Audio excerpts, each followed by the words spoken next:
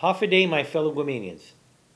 It's been 69 years since our liberation, 7 decades since our parents and grandparents survived the worst of war.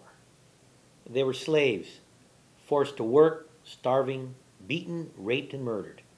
And they toiled the fields for hours in fear of their lives. And they couldn't even eat the food that they harvested, so they ate scraps and rotting food. And they had nowhere to go when they got sick. And they were rounded up in concentration camps to die. They watched helpless and in horror as the people they loved most were killed. Now, throughout the years, I've noticed that we've shied as a community from talking about these things. We prefer to focus on the hard work it took to rebuild the island, or the stories of valor and bravery during the retaking of the island. And who can deny that among our greatest claims to American patriotism is the fierce loyalty of our people during the occupation? Chamorros were so loyal that they kept their American flags in their homes at the risk of being killed by the Japanese army. The story of our parents and grandparents always has been about these things. The lessons that we've passed down are of hard work, bravery, patriotism, and resolve. Now, as I reflect on Liberation Day, there is another lesson that time itself has revealed, one that we don't often talk about, but perhaps is the greatest and most enduring legacy of our people. For any of us born after the war, none can really understand what our parents and grandparents went through. None of us were slaves, and we didn't live in real danger that our lives could end at any moment. But we have experienced hardship, and as human beings will do, and as family and friends will often do, we've hurt each other. We've been struck by argument and misunderstanding.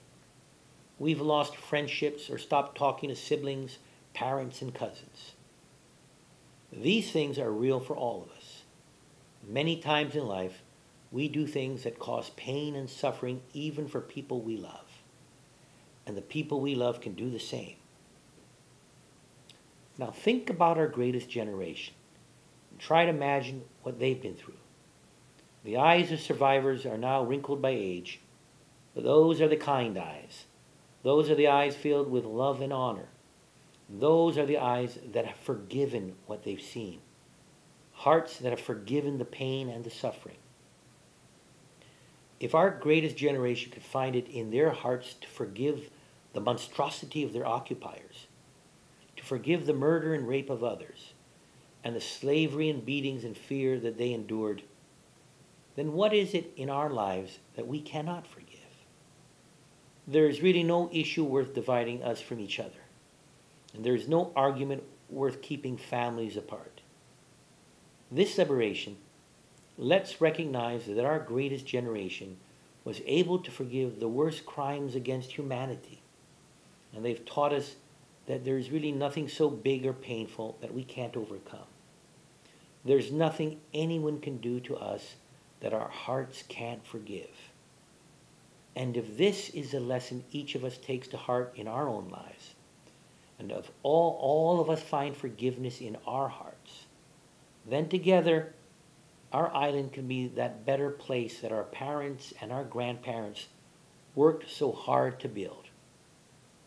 God bless you all, and God bless this paradise that we call home.